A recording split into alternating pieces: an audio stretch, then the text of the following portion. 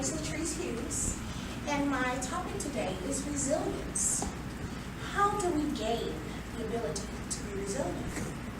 Resilience is not something that we just pick up overnight.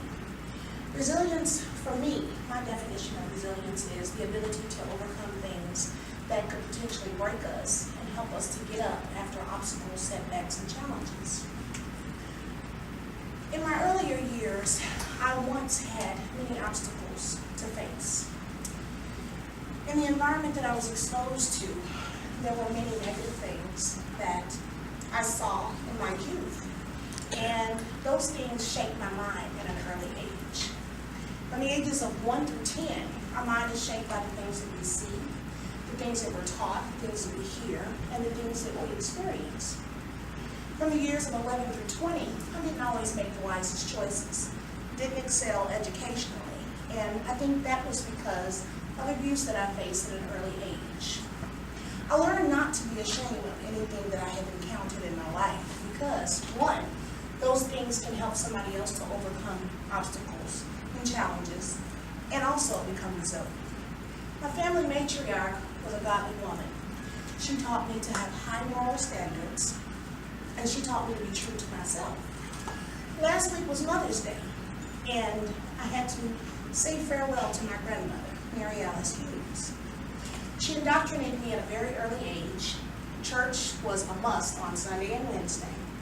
She was a very joyful person, and I think it was the things that she taught me in my youth that gave me the ability to be resilient.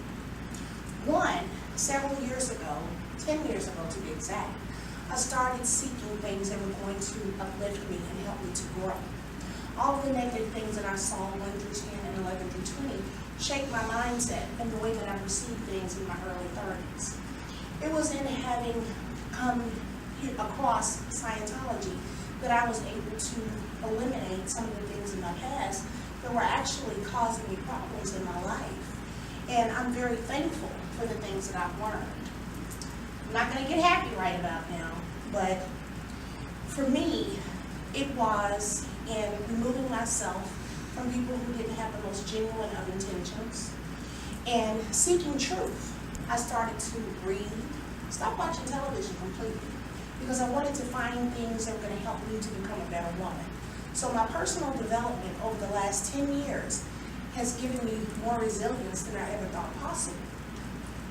One, I changed the company that I was keeping. Two, I started reading my Bible and reading other foundations of knowledge that could help me cultivate my mind. And three, I started applying those things in my life, which wasn't the easiest thing to do. Going back to my grandmother, she suffered many things throughout her life. And this was the family matriarch. She was very strong, she loved her children, and I can honestly say she was my mother. Without her, the things that she taught me, her strength, her wisdom, her understanding, and her love for God, who knows where I would be at this moment. So, I must give her, my gratitude, my love, my affection, and thanks. Although she's not here with me, I had to bid her farewell. Her body returned to the ground, and her spirit lives on.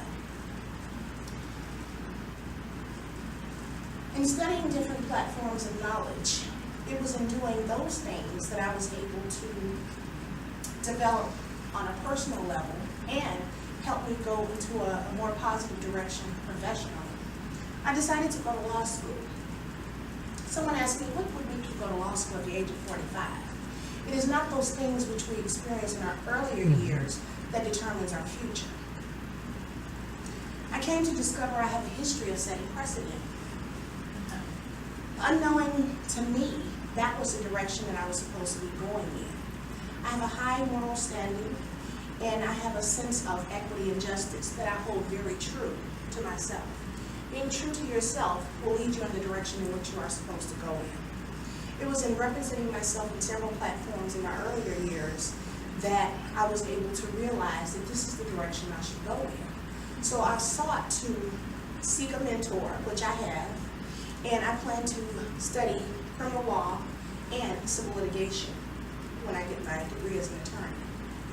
So I talk to you about resilience because it's not where you came from, but only where you're going that determines your future. We have the ability within ourselves to change our circumstances. You know, people make mistakes in life. Not everybody is perfect, but culture, upbringing, education, knowledge, and experiences shapes a person's mindset.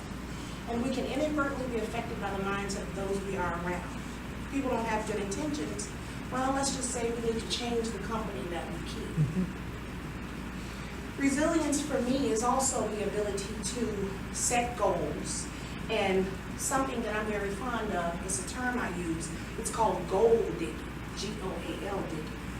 Work on your goals, short-term goals, long-term goals, and seek to carry those things out.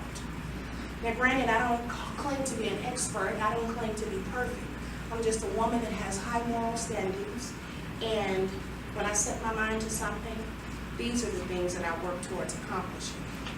So, when somebody tells you that you don't have the ability to be resilient, don't let those naysayers influence your mindset. You determine what you want to do in your life. So for resilience to me is the ability to strategically plan out what you want in life, follow those things through, and accomplish whatever you want. That to me is resilience. Thank you. Yay.